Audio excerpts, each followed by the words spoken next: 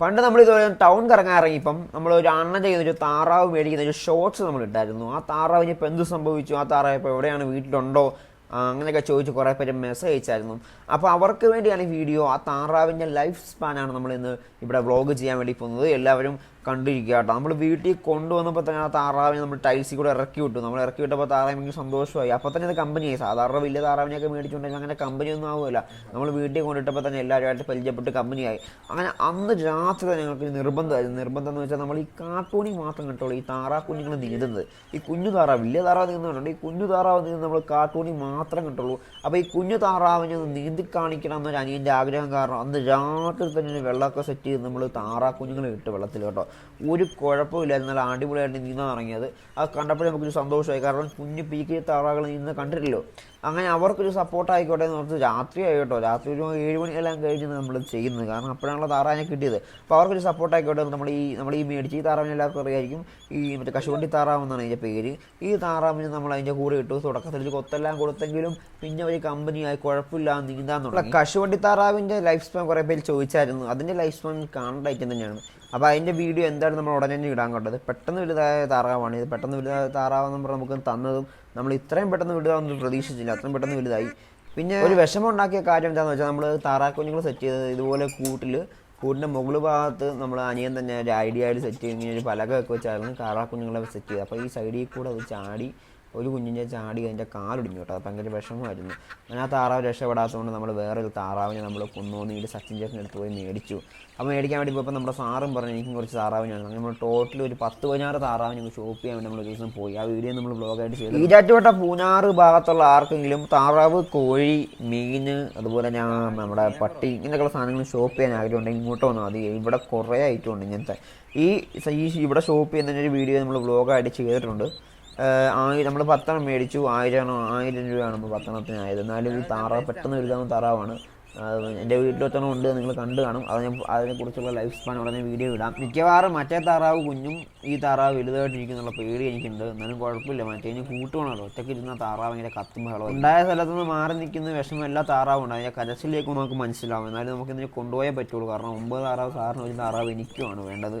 ഇനി നമ്മുടെ സച്ചിൻ ചേട്ടൻ ഞാൻ കുറേ പേര് ചോദിക്കുന്നത്. ഇതാണ് നമ്മുടെ സച്ചിൻ ചേട്ടൻ നമ്മളോട് ചോദിച്ചു ആരാ ഈ സാറെന്ന്. നമ്മുടെ സാറെന്ന് പറഞ്ഞാൽ നമ്മുടെ അമീർ സാറാണ്. സാറിന് കുറേ തോട്ടമൊക്കെ ഉണ്ട്. അങ്ങോട്ടാണ് നമുക്കിത് വേണ്ടത്. ഇവിടെ കുറേ പട്ടിയുണ്ട് കേട്ടോ, നല്ല നീളമുള്ള, ശരീരത്തിൽ നീളമുള്ള പട്ടി. അങ്ങനെ നമ്മൾ റെഡി പൈസ 1000 രൂപയും കൂടെ കൊടുത്ത് സാറിന് വേണ്ട സാധനം ബോക്സിൽ കയറ്റി നമ്മൾ നേരെ സാറിൻ്റെ വീട്ടിലോട്ട് പോയി. ഇതാണ് സാറിൻ്റെ പട്ടി ഗട്ടൂസൻ. ഇതൊക്കെ അറിയാം, നമ്മൾ മുമ്പിൽ വ്ളോഗിലൊക്കെ ചെയ്തിട്ട്. ആളൊരു രസികനാണ് കേട്ടോ. സാറ് ഇവിടെ നിന്ന് വാഗമൺ കൂടെ പൊക്കിക്കൊണ്ട് വന്നതാണ് ചേട്ടൻ്റെ അടുത്ത് നിന്ന്. കാണാനൊക്കെ നല്ല രസമുണ്ട്. പുള്ളീനെ ഇവിടെ വളർത്തുന്നത് ഈ താറാവിനും കോഴിക്കും പശുവിനൊക്കെ കാവലിന് വേണ്ടി വളർത്തുന്നത് കേട്ടോ. ഈ താറാവാണ് നമ്മൾ മേടിച്ചത്.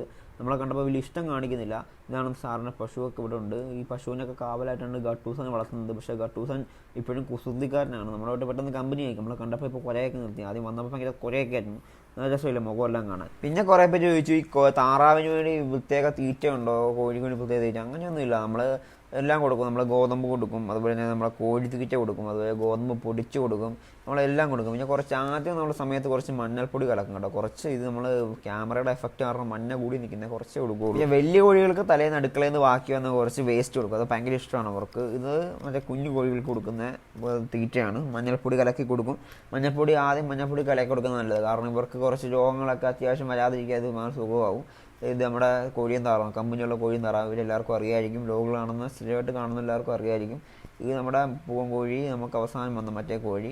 പിന്നെ നമ്മുടെ കോഴികൾ, മെയിൻ കോഴികൾ മുട്ട തരുന്ന ഇവരാണ്. ഇവരുടെ കുഞ്ഞുങ്ങൾ, ഇവരുടെ മുട്ടയിൽ നിന്നാണ് നമ്മുടെ വീട്ടിൽ കുഞ്ഞുങ്ങളൊക്കെ ഉണ്ടായിട്ടുള്ളത്. അതൊക്കെ നമുക്കറിയാലോ. അപ്പോൾ ഇവർക്കും നമ്മൾ മഞ്ഞൾപ്പൊടി കലക്കിയാണ് കൊടുക്കുന്നത്. പിന്നെ ഇത് നമ്മളൊരു 10-20 അല്ലെങ്കിൽ 1 മാസമുള്ള വീഡിയോ ആണ്. നമ്മൾ നേരത്തെ മേടിച്ച താറാ കുഞ്ഞുങ്ങൾ ഇപ്പോൾ ഈ അവസ്ഥയിലായിട്ടുണ്ട്. എന്തെങ്കിലും മാറ്റം വന്നിട്ടുണ്ടോ? ഇച്ചിരി മാറ്റം വന്നിട്ടുണ്ട്. ചെറിയ തൂവലൊക്കെ വലുതായിട്ടുണ്ടോ? നിങ്ങൾക്ക് കൊണ്ട് കാണുമ്പോൾ മനസ്സിലാവും. എനിക്ക് കുറച്ചുകൂടെ മനസ്സിലാവുന്നുണ്ടായിരുന്നു. നമ്മുടെ കശുവണ്ടി താറാവിന് വന്ന അത്രയും മാറ്റമൊന്നും ഇവർക്ക് വന്നിട്ടില്ല എന്നുള്ള കാര്യത്തിൽ എനിക്ക് ഉറപ്പാണ്. കശുവണ്ടി താറാവ് ഇനി എനിക്ക് കിട്ടിയ ജാക്ക് പോട്ടാണെന്ന് എനിക്കറിയത്തില്ല. എന്തായാലും അതിൻ്റെ വീഡിയോ ഇടാം. എന്തായാലും ആദ്യത്തെ പോലെ വലിയ മറ്റേ അടുപ്പമില്ലായ്മയൊന്നുമില്ല. രണ്ടുപേർക്ക് നല്ല അടുപ്പമൊക്കെ ഉണ്ട്. ഇപ്പം നമ്മൾ വിളിച്ചാൽ തന്നെ ഓടി വരും, കൈ കാണിച്ചാൽ ഓടി വരും. സാധാരണ താറാവുകൾക്ക് എന്ന് പറഞ്ഞാൽ ഒരു സ്നേഹക്കുറവുണ്ട് ഇച്ചിരി. കോഴിയാണെങ്കിൽ പെട്ടെന്ന് ഇറങ്ങും. പക്ഷേ താറാവിന് ഇച്ചിരി ഇണങ്ങാൻ പാടാണ്. എന്താണെന്ന് എനിക്കറിയത്തില്ല. ആർക്കെങ്കിലും അറിയാമെങ്കിൽ ഒന്ന് പറയണം. പൊതുവേ താറാവുകൾ അങ്ങനെ നമ്മളെ കാണുമ്പോൾ പിടിക്കാൻ വേണ്ടി പോകുമ്പോൾ ഓട്ടം, ഇതിനെല്ലാം സംബന്ധിച്ച് ഞാൻ മുമ്പ് വീഡിയോ ഇട്ടിട്ടുണ്ട്.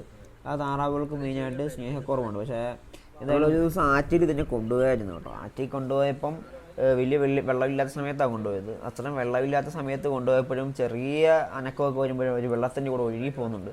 അതുകൊണ്ട് നമുക്കിങ്ങനെ വെള്ളത്തിൻ്റെ കൂടെ വിടാൻ ഇപ്പോൾ പേടിയാണ്. ഇപ്പോൾ നമ്മൾ ചെയ്യുന്ന സെറ്റപ്പ് എന്താണെന്ന് വെച്ചാൽ നമ്മൾ ബക്കറ്റിലൊക്കെ വെള്ളം വെച്ച് കൊടുത്തിട്ട് അതിനകത്തിടും. പക്ഷേ അതിന് ബക്കറ്റ് ഇടുമ്പോൾ അതിനൊരു അസ്വസ്ഥതയാണ്. ഇടയ്ക്കൊക്കെ ഈ കശുവണ്ടി താറാവ് ഒരു വഴക്കുണ്ടാക്കാൻ വരും കേട്ടോ. കൊത്താൻ വരുന്ന ആൾ വലിയ പ്രശ്നക്കാരനൊന്നുമല്ല, അതുകൊണ്ട് വലിയ കുഴപ്പമില്ല. നമുക്ക് സാധാരണ താറാവുകൾ ഓടിച്ചിട്ട് കൊത്തും എന്നൊക്കെ പറയുന്നത് കേൾക്കാം. നമ്മളെ ഈ താറാവ് അങ്ങനെ ഓടിച്ചിട്ട് കൊത്താറൊന്നുമില്ല. മനുഷ്യനെ കാണുമ്പോൾ ഓടി അടുത്തോട്ട് വരും. അപ്പോൾ ആ മനുഷ്യന്മാർ കൊത്താൻ വേണ്ടിയാണ്. സത്യം പറഞ്ഞാൽ മനുഷ്യൻ്റെ ഈ തീറ്റ ഉണ്ടെന്ന് നോക്കി ഈ താറാവൊക്കെ ഓടി വരുന്ന കേട്ടോ. അതുപോലെയാണ് ഇപ്പോൾ ഈ താറാവും കൊണ്ടുവന്നപ്പോൾ ചെറിയ ഇഷ്ടക്കുറവുണ്ടായിരുന്നെങ്കിൽ ഇപ്പോൾ ഈ താറാവ് അങ്ങനെയാണ്.